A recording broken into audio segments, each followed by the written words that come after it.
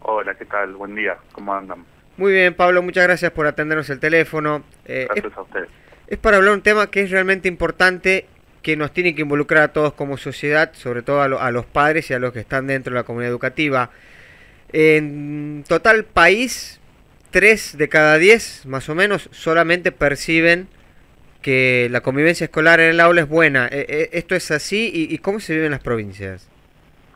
Bueno, para nosotros es muy importante este informe de Argentinos por la Educación, porque bueno, las organizaciones que venimos trabajando en la problemática del bullying, uno de los problemas que tenemos, sobre todo en Argentina, es la falta de estadísticas.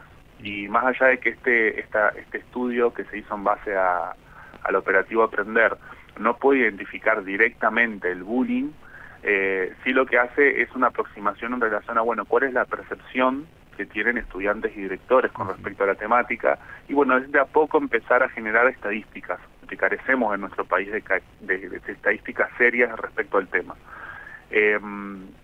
Digamos, nosotros lo que siempre decimos es que como para solucionar un problema, y sobre todo relacionados a este tipo de problemas que tienen que ver con la violencia, que es algo muy sistémico, que tiene muchas causas, primero lo que hay que hacer es reconocer el problema.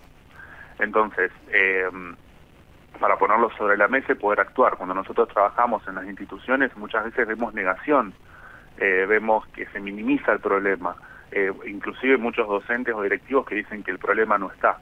Entonces, ver y estudiar cuáles son las percepciones en cuanto a esta temática es muy importante. Y bueno, vemos que los estudiantes, en diferentes puntos que tiene este estudio, perciben situaciones. En un 75%, por ejemplo, el 75% percibe actos de discriminación física, ¿sí? En un 67% discriminación por características personales, de personalidad, o bueno, pertenencia social, etcétera. Y después también en un 50 y 52% agresiones, tanto físicas y verbales como también por redes sociales. Y lo que preocupa acá son los números de los adultos, es decir, de los directivos, que consideran en un gran porcentaje que el problema de la convivencia no es un problema serio o que es un problema menor. Entonces, bueno, acá es lo que les decía hace un ratito en Sí, relación a, bueno, si no ponemos sobre la mesa que realmente es un problema, es muy difícil abordarlo. claro. Y allí puede pasar que o lo minimizan o directamente lo ignoran al problema.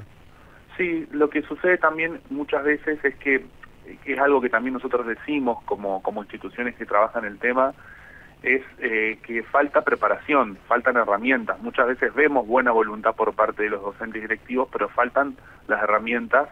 ¿Por qué? Porque, por ejemplo, en la carrera docente no está este tema como parte de la currículum de la formación de los docentes.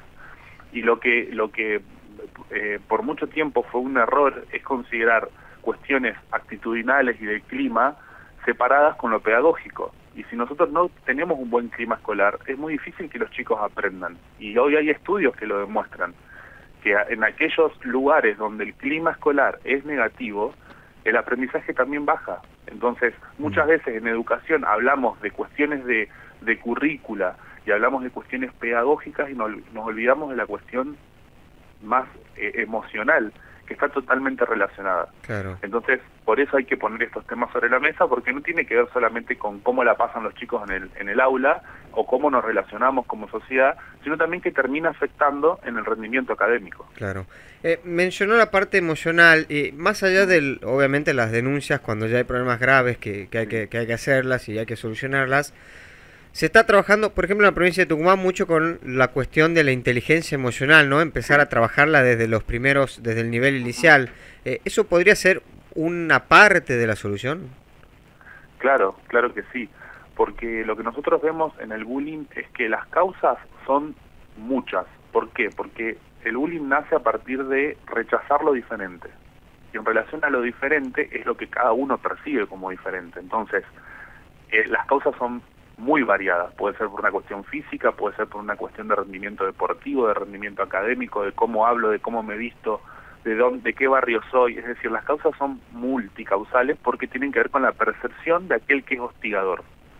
Entonces, si nosotros empezamos a trabajar a partir de los primeros años todo lo que tiene que ver con la inteligencia emocional, la educación emocional, que fundamentalmente una de las cuestiones principales es trabajar la empatía y el trabajo colaborativo, es muy difícil que esos chicos después puedan ser agresores, más allá que haya otros factores de riesgo, como por ejemplo puede haber situaciones en la familia.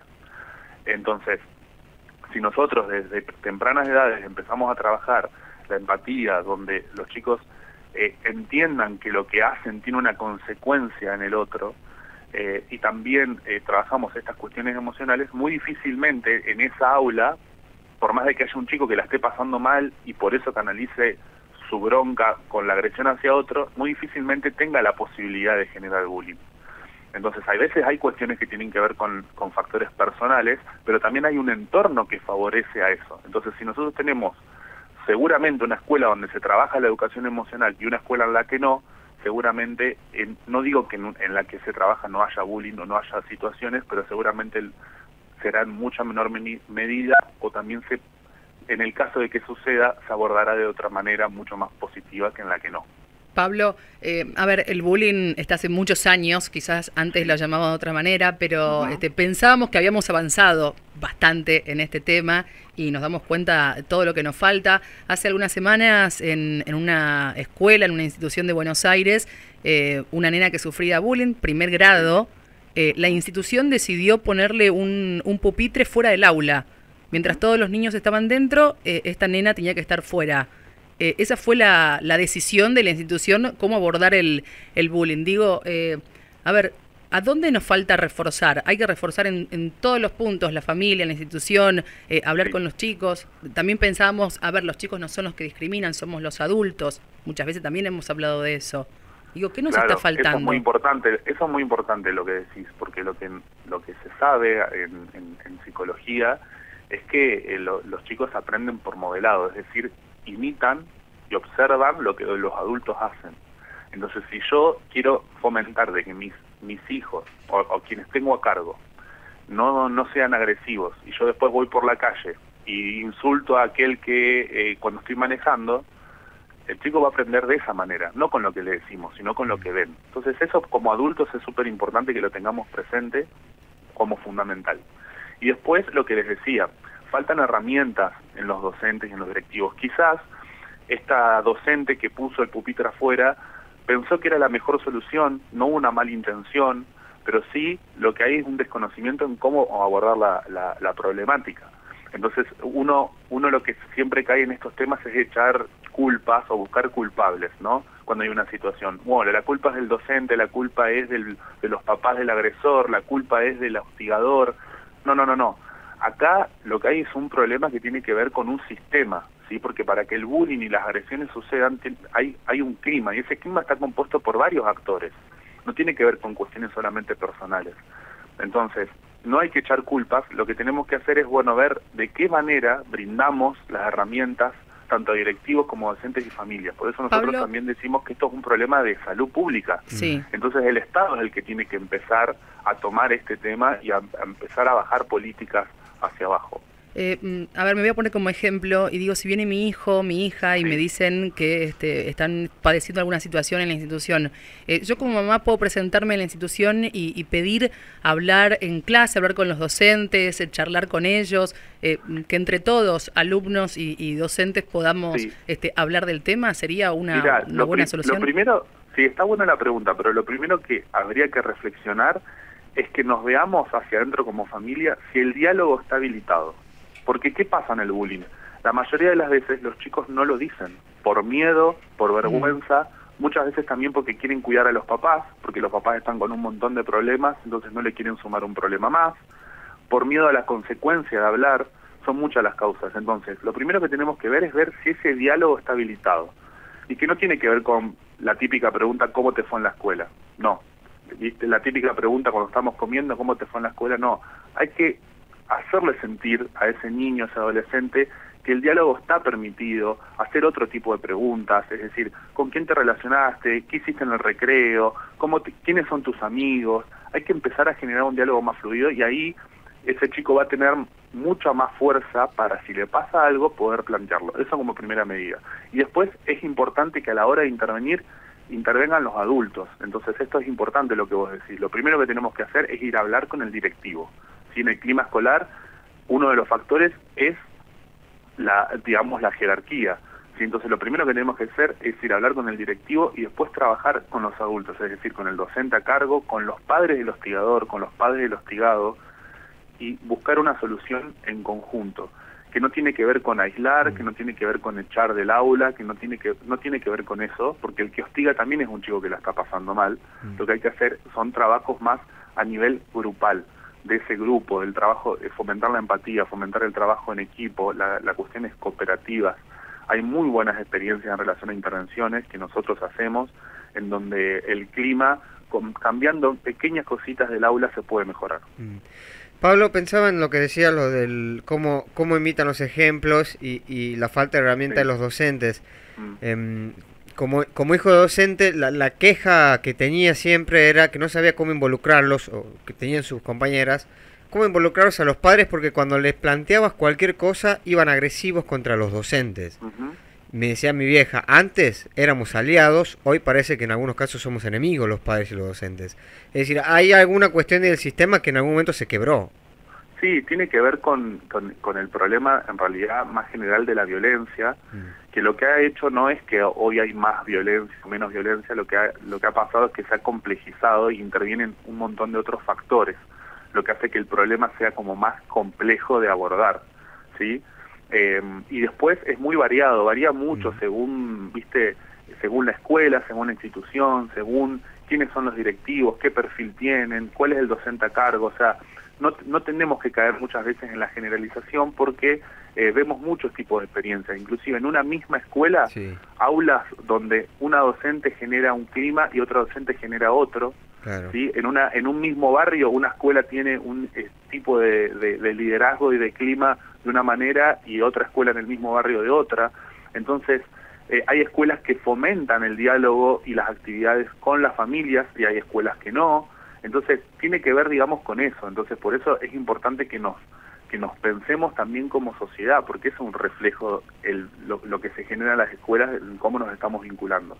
Y también en los modelos de crianza, ¿no? Esto es súper importante. Nosotros venimos de una crianza, nuestra generación de una crianza autoritaria, y lo que tenemos que empezar a hacer es empezar a trabajar todo lo que tiene que ver con crianza respetuosa, que ahí ya estamos hablando de los primeros años de vida, pero que también tienen impacto después en la personalidad de los chicos a futuro para poder evitar estas situaciones.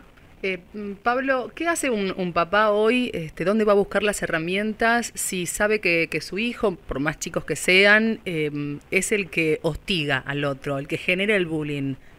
Y no sabe cómo trabajarlo, cómo tratarlo, no encuentra la forma del diálogo con su hijo.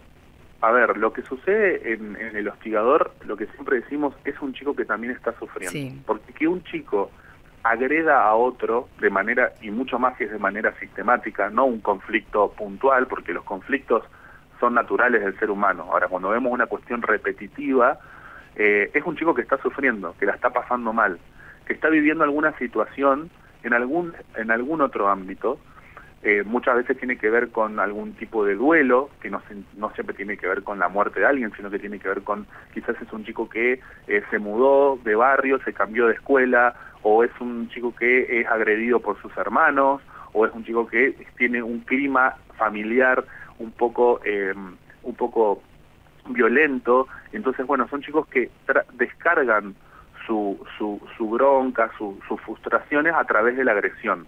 Entonces lo primero que tenemos que hacer ahí es identificar que es un chico que la está pasando mal, por eso es acudir también a un profesional de la psicología, y al mismo tiempo también decir, bueno, reconocer la situación, y también lo mismo que les decía hoy, ir a la escuela y decir, bueno, mi chico está teniendo estos problemas, ¿cómo lo podemos solucionar? ¿Cuáles son los chicos con los que él se lleva mal? Comunicarme con esos padres, pero con esta actitud propositiva de poder generar el ámbito para poder solucionar el tema. Pero lo principal es aceptar que la situación está. Lo que muchas veces vemos en las familias de los hostigadores es que hay una negación de la situación o una minimización, ¿sí? Entonces, esto es importante, que nosotros veamos que si mi chico está agrediendo es porque la está pasando mal. Y primero que hay que identificar eso, qué es lo que le está pasando, por qué canaliza sus emociones de una manera violenta. Pablo, muchísimas gracias por tu tiempo, muy importante toda la reflexión. No, gracias a ustedes por tocar esta temática. Que tengan un buen día. Hablamos con Pablo Mainer, fundador de Hablemos de Bullying.